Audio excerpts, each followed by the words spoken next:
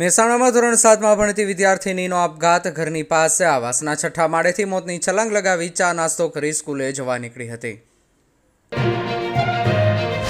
આજે ગુજરાતના 150થી વધુ તાલુકામાં વરસાદ. જૂનાગઢના માંગરોળ કેશોદમાં સૌથી વધુ 10 ઇંચ વરસાદથી જળબંબાકાર. અમદાવાદમાં માત્ર ધીમી ધારે વરસાદ. સૌરાષ્ટ્રના અનેક પંથકમાં ધોધમાર વરસાદ. વેરાવળની બજારો મંદિરોમાં પાણી ભરાયા. 2 બાળક સાથે પિતા ગટરમાં ખાબક્યા. સૂત્રાપાડામાં ખેતરો બેટમાં ફેરવાયા. ગોંડલમાં અંડરબ્રિજમાં પાણી ભરાયા.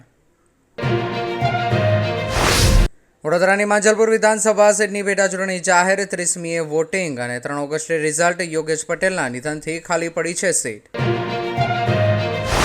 ખેડૂતો સાથે સરકાર જ રાજકારણ કરી રહી છે. પહેલા પોલિસી બનાવો, પછી કામ શરૂ કરો. વીજલાઇન પોલિસી મુદ્દે પાલાંબલિયાના સરકાર પર પ્રહાર.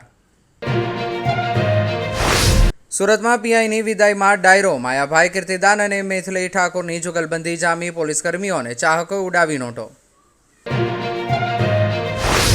પીપનું ઢાંકણું નીચે નાખી દેવા બાબતે હત્યા. અમદાવાદમાં મોઢું ધોવા આવેલ યુવકને ટોકતા બબાલ થઈ. થોડી વાર પછી પાછા આવી છરી મારી દીધી.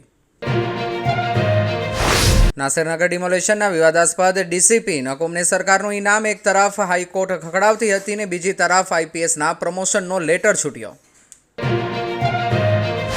દીકરીના મોઢામાં ડૂચો મારી દુષ્કર્મ આચરનાર પિતાની ધરપકડ. વડોદરાના ડેસરમાં નરાધમ પિતાએ દીકરીને દુષ્કર્મ ગુજારતા માતાએ ફરિયાદ નોંધાવી હતી. આરોપી પિતા 2 દિવસના રિમાન્ડ પર.